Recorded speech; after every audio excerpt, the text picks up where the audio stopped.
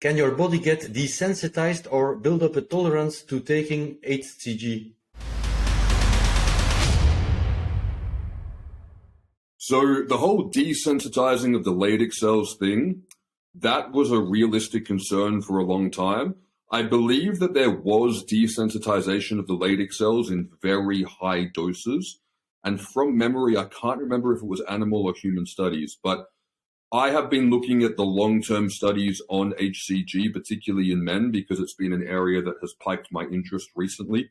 One of the many mysteries of male hormone replacement that irks me because I haven't been able to solve it, and as far as I'm aware, no one else has either, is why do some guys react awfully to HCG and for other guys it's the best thing in the world? That's something I haven't been able to solve, but I've looked at everything from why, for example, there's some studies that show that 10 IU of HCG every other day still was enough to produce a change in intratesticular testosterone production. That's 5 IU a day.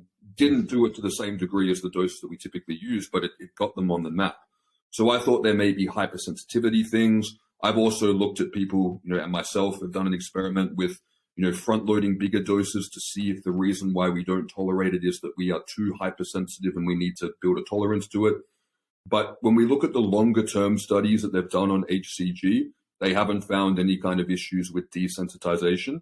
And given that 250 units of HCG is the dose required to maximize intratesticular testosterone production, and typically practitioners aren't really recommending doses beyond that per dose for anything but short-term fertility protocols, I don't think people have anything to be concerned about doing the kind of optimal doses that we're talking about doing. Now, if people are still doing the 1500 IU once a week thing, or, if they're using like massive doses long-term for whatever reason people are doing that, then could that lead to potential desensitization long-term? Maybe, but it hasn't come up in any of the studies, even in those doses.